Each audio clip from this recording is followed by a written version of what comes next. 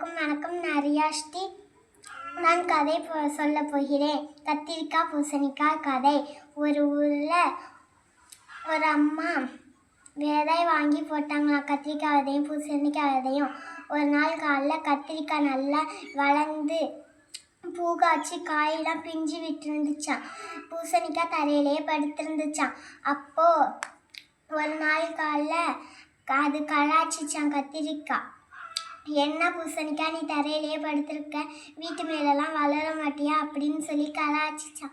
அப்போது பூசணிக்காய் எதுவுமே பேசலையாம்.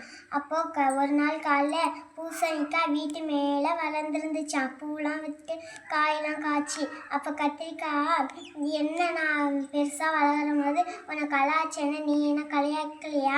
உன்னை நீ இந்த மாதிரி தரையிலேயே படுத்து கிடக்கிற, அது மாதிரி கலாச்சேன்னு நீ என்ன கலைக்க மாட்டியா அப்படின்னு கேட்டதுக்கு பூசணிக்காய் சொன்னிச்சான், ஒன்றை மாதிரிலாம் நான் கிடையாது, அடுத்தவங்களுக்கு நன்மை செய்வேன், நான்லாம் நல்லவன் தான் அப்படின்னு சொன்னிச்சான். அப்போ தான் கத்திரிக்காய் யோசிச்சிச்சான், நம்ம அடுத்தவங்களுக்கு நல்லது பண்ணதான் எங்களுக்கும் நல்லது கிடைக்கும்னு நினச்சிச்சான். இதை மாதிரி அடுத்தவங்களுக்கு உதவுனாதான் எங்களுக்கு உதவி கிடைக்கும். நன்றி, வணக்கம்.